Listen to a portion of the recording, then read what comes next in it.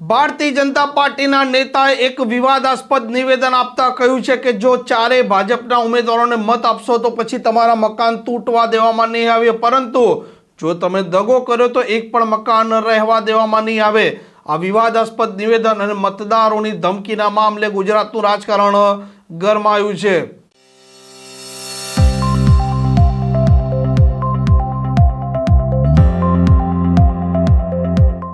નમસ્કાર, આપ જોઈ રહ્યા છો હોટલાઇન ન્યૂઝ. ગુજરાતમાં કેટલીક જગ્યાએ સ્થાનિક સ્વરાજની ચૂંટણી યોજાવા જઈ રહી છે અને 16 ફેબ્રુઆરીના રોજ તેનું મતદાન પણ છે. અલગ અલગ પાર્ટીના નેતાઓ અત્યારે સભાઓ ગજવી રહ્યા છે અને તેમના નિવેદનો પણ ચર્ચામાં આવી રહ્યા છે. વડોદરા જિલ્લો છે તેની કરજણ નગરપાલિકાની પણ સામાન્ય ચૂંટણી યોજાવાની છે અને ભારતીય જનતા પાર્ટીના નેતા સતીશ પટેલે નિવેદન આપતા કહ્યું હતું કે જો તમે ભારતીય જનતા પાર્ટીના ચારે ઉમેદવારોને મત આપશો તો પછી તમારું એક પણ મકાન તૂટવા દેવામાં નહીં આવે, પરંતુ જો દગો કર્યો તો તેની કિંમત પણ ચૂકવવી પડશે અને એક પણ મકાન રહેવા દેવામાં નહીં આવે. ભારતીય જનતા પાર્ટીના આ નેતાનું નિવેદન અત્યારે ખૂબ ચર્ચામાં છે અને આ મામલે આમ આદમી પાર્ટી અને ભારતીય જનતા પાર્ટી અને કોંગ્રેસના વચ્ચે રાજકારણ પણ ગરમ થઈ શકે તેવી સ્થિતિ છે. સૌથી પહેલા ભાજપના નેતાનું નિવેદન સાંભળવા જેવું છે. 512 અહીંયા જે મકાનો બનાવ્યા છે એમાં 100 જેટલા મકાનો એનું ભાડું પણ એવીઓ પોતે ખાય છે. આ થોડા દિવસમાં જ એનું રિઝલ્ટ એને મળવાનું છે. અહીંયા પાણી નો અહીંયા આરો પ્લાન્ટ ચલાવે, જીબી ડાયરેક્ટ અંદર કોઈને લાઇટ બિલ નહીં ભરવાનું, પાણી કોર્પોરેશન નું લેવાનું ને 40,000 રૂપિયા ભાડું એ ખાય. એ અમે 4 દિવસ પહેલા જ બંધ કર્યું અને 1,86,000 નો દંડ આપ્યો. બ્રિજની નીચે સરકારી જગ્યામાં એને પોતે મોટી દુકાન ખોટી જગ્યાએ સરકારી જગ્યામાં કરી, એ પણ બંધ કરાવી. હજુ ઘણું બધું બાકી. આ ટેલર છે, હજુ પિક્ચર હજુ બધું બાકી. એટલે મિત્રો, આવા 512 ના ગરીબોના મકાનોના ખોટા ભાડા લેવાના, ગરીબોને ચોસવાનું, અહીંયા સરકારી જમીન પર પ્લોટો પાડવાના, નગરપાલિકામાંથી રસ્તા બનાવવાના ને પ્લોટો વેચાનું કામ જે કરે છે એ પણ હવે થોડા દિવસમાં બહાર કરીને એની સામે હવે લાવવાના છે. એ જ રીતે ગરીબોને એવું કે આ બધી જગ્યા સરકારી છે, તમારા મકાન ભાજપ આવશે તો તોડી નાખશે. અરે ભારતીય જનતા પાર્ટીની સરકાર કાયમ માટે ગરીબોની સરકાર છે. ગરીબોને શૌચાલય આપવાનું કામ કરે, ગરીબોને પાકા મકાન આપવાનું કામ કરે.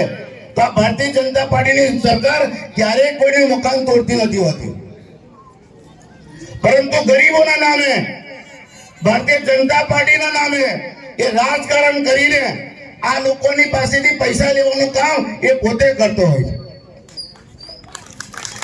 આ બધા એના જે કરતૂતો છે એ ટૂંક સમયમાં બધા બહાર કાઢીને આ ચૂંટણી પછી એને પૂરો કરવાનું કામ ભારતીય જનતા પાર્ટી સરકાર કરવાની છે. એટલે મિત્રો, આ વખતે કોઈના દબાણમાં આવ્યા વગર, કોઈની ધાક ધમકીમાં આવ્યા વગર ભારતીય જનતા પાર્ટીને મત આપવાનું કામ તમારે બધાએ કરવાનું. અમે પોતે આ વિસ્તારમાં એક ઘેર કાલના દિવસ પછી હું પોતે ફરવાનો છું. એનામાં તાકાત હોય તો મારી સામે આવે. એટલે મિત્રો, આવા ખોટા લોકોને અહીંયાથી ભારતીય જનતા પાર્ટીના નામે ખોટા લોકોને ચૂસીને પૈસા કમાવાળાને અહીંથી જાકારો આપવાનો. રાવણ જેવા રાવણ, એની પાસે તો કેટલું સત હતું, પણ જયારે પાપનો ગળો એનો ભરાયો ત્યારે રાવણ ને પણ વધ રામે કર્યું હતું. તો આ વખતે આપણે આ વિસ્તારની જનતાએ આ રાવણ રૂપે મંગળનું આપણે વધ કરવાનું છે. એટલે મિત્રો, આપણી પાસે એક જ અપેક્ષા છે કે કોઈની બીક રાખ્યા વગર આપણે બધા બહાર આવીએ. એના જે કંઈક કરતૂતો હશે એની અંદર હું તમારી સાથે એની બહાર લાવીને એને સજા કરવાનું કામ હું પોતે કરવાનું છું. એટલે આ વખતે જો આ ચારે ચાર અમારા ઉમેદવારો જીતાડશો તો મિત્રો હું એટલી જ ગેરંટી આપું કે કોઈનું મકાન નહીં તોડવા દો, એની જવાબદારી હું લઉં છું. પણ સાથે સાથે એટલું પણ કહું છું કે જો અહીંયા મને દગો કર્યો તો કોઈનું મકાન પણ નહીં રાખવા દો, એ પણ ગેરંટી આપું. કરજણ નગરપાલિકાની આ ચૂંટણી યોજાવાની છે, તેમાં ભારતીય જનતા પાર્ટીના વડોદરાના જિલ્લા પ્રમુખ સતીશ પટેલે આ મતદારોને ધમકી આપી હતી તેવી હાલ ચર્ચાઓ ચાલી રહી છે. કરજણ નગરપાલિકામાં કુલ 7 વોર્ડ છે અને 30,000 આસપાસ મતદારો છે.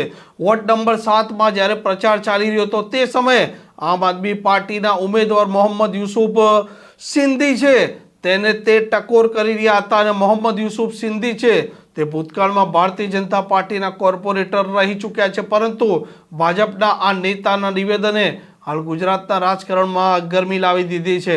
આ પ્રકારના સમાચાર, પ્રકારના અહેવાલ માટે હોટલાઇન ન્યૂઝ ડે ચેનલ જોવાનું અને સબસ્ક્રાઇબ કરવાનું ભૂલતા નહીં. નમસ્કાર. આવા પ્રકારના વિડીયો તમને જોવા ગમતા હોય તો હોટલાઇન ન્યૂઝ ચેનલને લાઇક, શેર અને સબસ્ક્રાઇબ કરો.